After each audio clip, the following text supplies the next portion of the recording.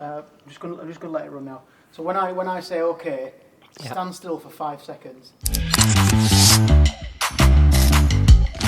When did you first join Everlast Group and what was your role at the time? Well, it was Everlast waterproofing when I first joined, before it changed to the group. So I joined from SS Deaton, which was a company before with Terry, that went bust. And then we started Everlast waterproofing off. And what was the company like in those early days? Madness. Yeah, it were.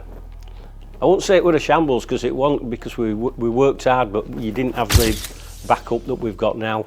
You didn't have the health and safety that you've got now. Mobile phones were few and far between. Tom-toms, satellite, to get to jobs and things like that. Everything proved more difficult. You were having to write things down and draw pictures for lads to send them to jobs and things like that, rather than being able to take photographs and send them on to them. Was there any standout characters? Oh, there were a lot of them. Yeah, I used to work with a lad called Barry Croft, and all he thought about was pub. As soon as I met him on a morning, first thing he'd say is, "What time will we be finished?" He couldn't wait. And then he'd just say, he had a moustache and long hair, and he used to flick his hair back and go like that with his tash. Drop me off at Broadway, which was a pub on Dewsbury Road, and I had to drop him off there every night. Is there any you had to be there moments?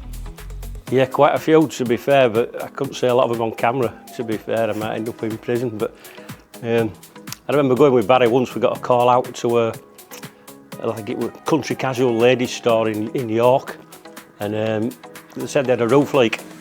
So we managed to park on precinct outside the shop, and you weren't supposed to park there, so I said to Barry, "You stay in van, just in case warden comes." So I goes in and says to the lady, "You've got a roof leak?"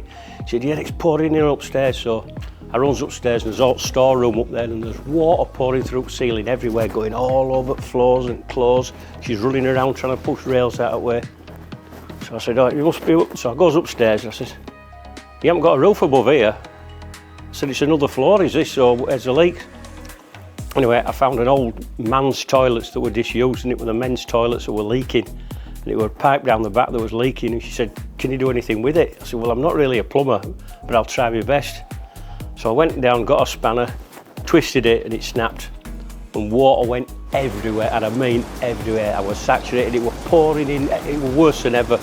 And I'm running downstairs and saying to the lady, "Where's your stop tap?" She says, "I don't know, I'm not manager, I'm not here all the time." So she's ringing people up, they're not answering the phone, we're looking in wardrobes, cupboards everywhere. In the meantime, water's pouring through the ceiling, it's gone through that floor then, down into the main shop at the front. Ceiling tiles are dropping down, and I've looked out a window and there's Barry just sat in the van smoking a cig, not knowing what's going on around him. Anyway, I managed to get the stop tap and turn it off, but yeah, that was a bit of a disaster day with that. How does it feel knowing Everlast is celebrating its 25th birthday this year? Well, it's great. I'm glad it made it. I'm glad it made it to that. It's deserved to, because it's been a really, really good company. But it's learnt by its mistakes as well along the way. It's not like a lot of companies just bury their head in sand. So no, I'm really pleased it's got there. What do you think has helped Everlast stand the test of time? I think the people that have got to come over a period of time have been hard workers. I think that's been the main thing. I mean, in my opinion, it doesn't matter how clever you are. If you don't work hard, things don't get done. And I think a lot of people, and it starts at the top as well. Things you like, your Terry, your Mike, your Jason, everybody's just worked so hard.